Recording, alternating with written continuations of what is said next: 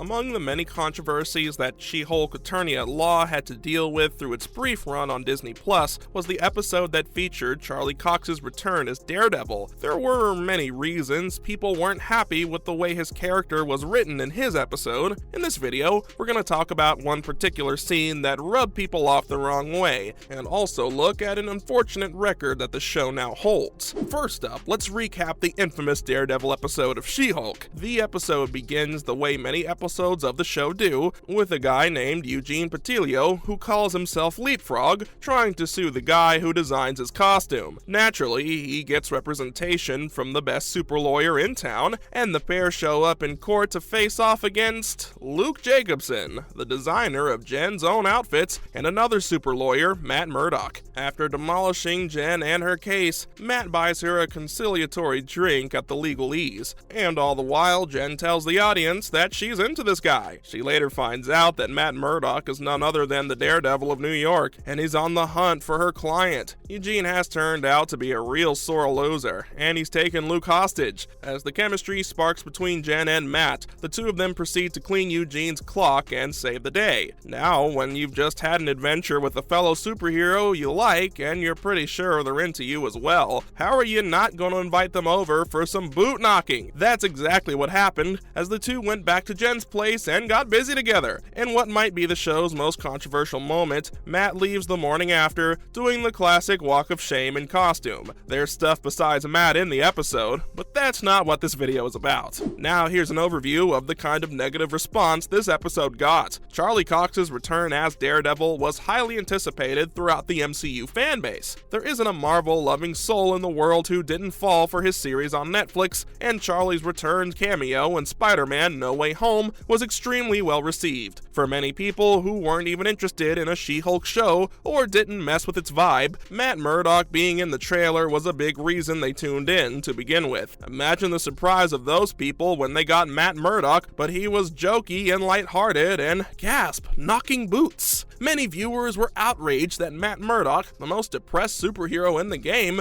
could be down with having an out-of-state fling with another lawyer. And for a subsection of this bunch, the fact it was Jen Walters in particular rubbed them even worse, because they weren't fans of her to begin with. There were also comments about how this might conflict with Matt's relationships with women from the Netflix series, though they might not want to take it for granted that those other characters are also coming back. The walk of shame was especially offensive to some folks who thought that this demeaned his character in some way. Even though Matt clearly has no regrets about the previous night, there's something about that whole image that fell at odds with perceptions of who he is. Next up, Charlie Cox speaks out, as the Matt Murdock walk of shame remains a low light of the show for the people we talked about before. Cox figured that he ought to address the whole situation for himself. Talking about the whole scene to Digital Spy, Charlie said that there are often scenes where, when he reads them, he was convinced that the fans would love it and would be a knockout. That's actually not how he felt about the walk of shame. He was rather concerned that the scene could go one of two ways, with equal odds of eliciting cheers or jeers from fans. Here's the thing though, he said that within the context of a Daredevil show. Cox acknowledged that She-Hulk was a different kind of show with a very different sort of tone. When doing a guest appearance, it's important for a character to embrace the tone of that show while staying true to themselves. The way he saw it, Matt's visit to Los Angeles was an opportunity to let his hair down. He slam dunks a case in court, and then he gets it on with a rival lawyer. In between those two things, he kicks names and takes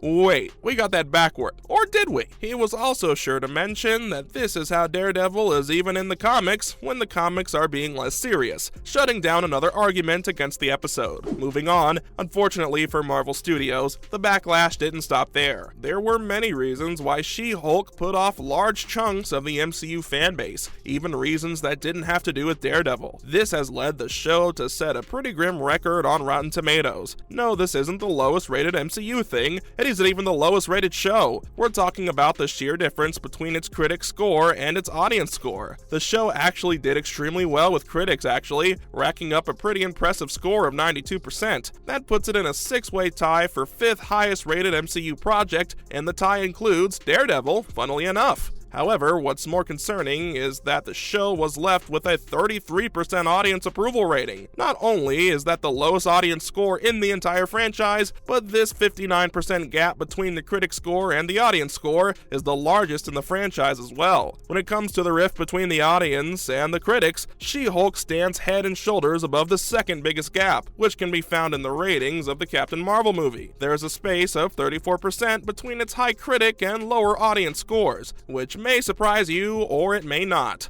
At a close third place is the failed Inhuman show, which was actually vastly preferred by audiences compared to critics. With an audience score of 43% and a critic score of 11%, the gap there is 32%. Next up, here is why we think this show was so divisive. We'll start by talking about the good stuff in the show, of which there was a lot. Fans and critics alike have been crying out for something new and different from this era of the Marvel Cinematic Universe. The discourse around Phase 4 has been a lot more jaded than previous phases, partly because of all the momentum lost between the Infinity Saga and the Multiverse Saga, and partly because the content isn't innovating enough. She-Hulk stands out as something wildly different, a slice of life story with an emphasis on humor, and of course, no respect for the fourth wall. It helps that the characters are so likable. Jennifer Walters is played really charmingly by Tatiana Maslany, and it's hard not to fall in love with this awkward girl trying to reorient herself after being thrust into the limelight. Her friends, her colleagues, and her big green cousin are great characters. This sort of charisma is really important for a slice of life show to succeed, and everyone on She-Hulk's cast delivers. If you're willing to be open-minded about certain things, even the cameos in the show are really fun. We've talked about Daredevil, but we got to have tons of fun watching Wong, of all people, Emily Blonsky too. It's the perfect MCU show for someone who was ready for the franchise to stop taking itself so seriously for a second. Now after the good must come the bad. The 92% critic approval should tell you that there's nothing inherently wrong about She-Hulk. Its worst qualities might just be that it doesn't fit very well into the larger tapestry of the MCU. For people whose complaint with Phase 4 was a lack of focus on the overarching story, She-Hulk was absolutely not the answer. Wong made a reference to the multiverse in the show, and he gave us a brief window into wider goings-on in the MCU, but the show itself largely exists in a bubble. In fact, it might be the most egregious case of a show straying from the franchise's wider storylines, taking the scenic route around the multiverse plot and all the subplots that are active. And then there were fans who felt the show was beating them over the head with some of its themes. The show is very much focused on women's empowerment and toxic masculinity, and while there was a backlash to those elements, we'll get to that later. Right now, we're addressing the feelings of people who were annoyed by how the nose of the show was about these themes. Examples of this include Jen comparing her life as a woman to the decade-long struggle Bruce endured to control the Hulk, and the obnoxious nature of Intelligenica. There's also a charm to Jen talking directly to us, but that also gives her an opportunity to underline its message. Finally, after the bad comes the ugly. Almost as soon as Marvel started promoting She-Hulk in earnest, the go woke and go broke corner of the internet started railing against the show. This bunch has been around the MCU for a while now, helping to give Captain Marvel one of the lowest audience approvals of the series on Rotten Tomatoes. They were especially busy during Phase 4 of the MCU, attacking the franchise for featuring diverse characters like Shang-Chi and his friends, Kamala Khan and her friends, America Chavez, and so on. What was different about She-Hulk was that the show and its team drew its own sword and started poking this corner of the internet. The show's less savory minor characters were modeled on stereotypes of toxic masculinity, and the Intelligenica was basically this very portion of the internet given life in a TV show. There were also scenes where the show portrayed backlashes against She-Hulk using in real life negative internet comments. Back in the day, Steve Rogers would have admired the moxie and gumption of the show and its creative team, but they did pay a price for it. Was it worth it? Here's a cold take. We think so. That's it for today's video. Let us know in the comments section below what you thought of She-Hulk and the brief appearance of Daredevil on it. But whatever you do, don't forget to like, share, and subscribe.